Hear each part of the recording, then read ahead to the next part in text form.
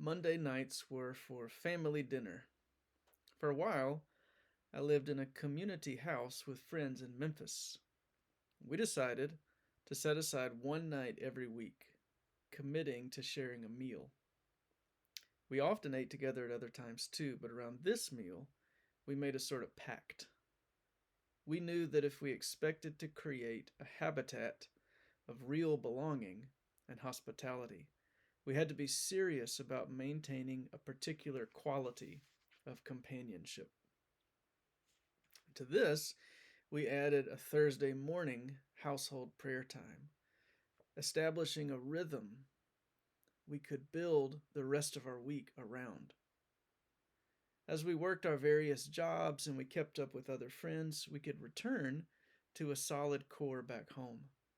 That home, those people, and our rhythms together kept me stable during one of the most frightening and unstable seasons of my life. So much was exploding to pieces, but there was a center that held me.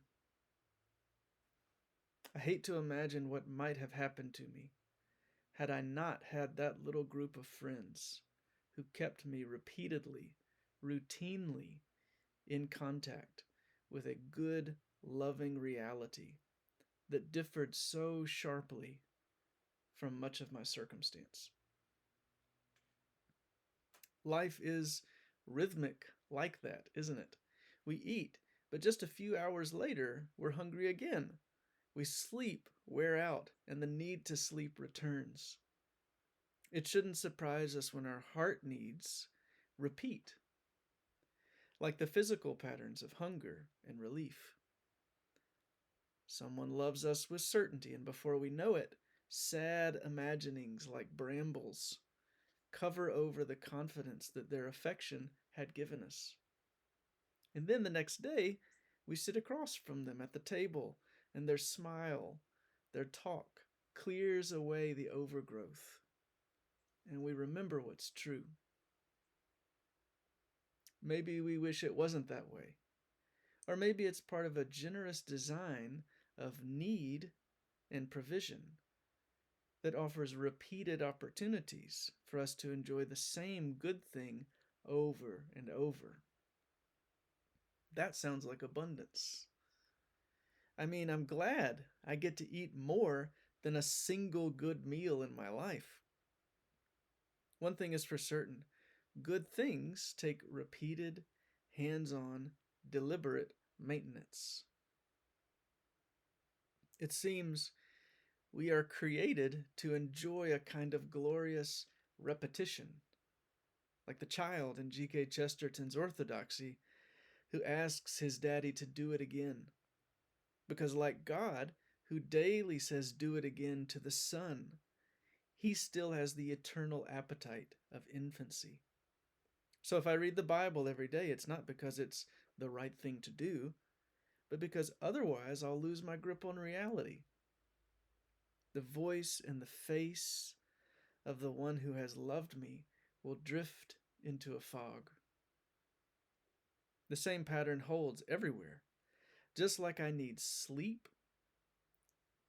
eat, I need to sleep, eat, and move every day, I need to hear the voices, see the faces, and feel the touch of the ones who loved me yesterday again today.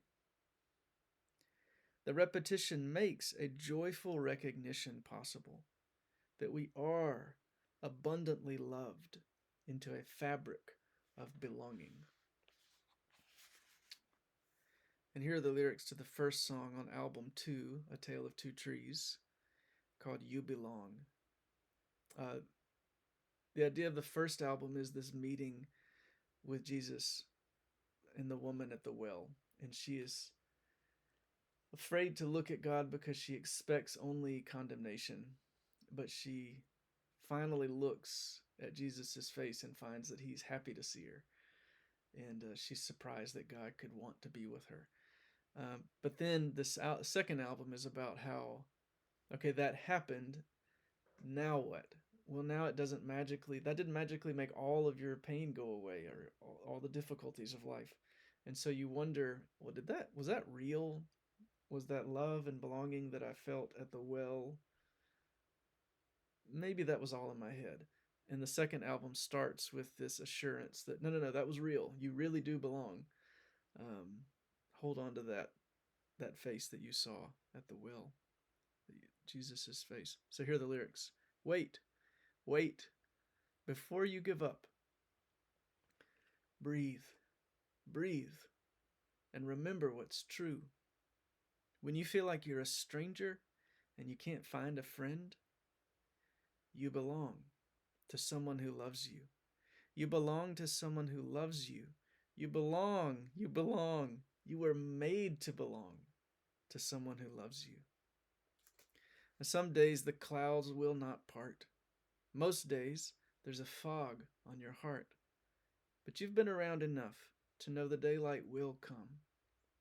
And you belong to someone who loves you. Someone who's written your name on his hands.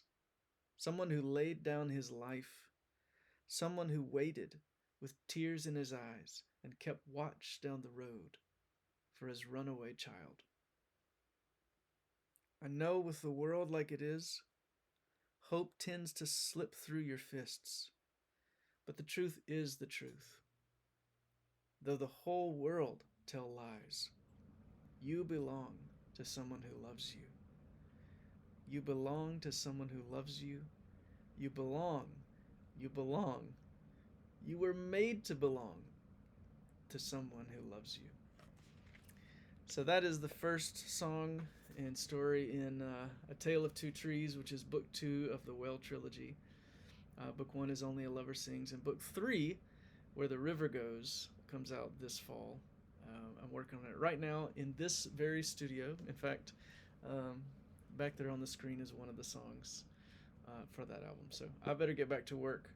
But thanks for listening. Get a copy of the book. I hope it's encouraging. Thanks.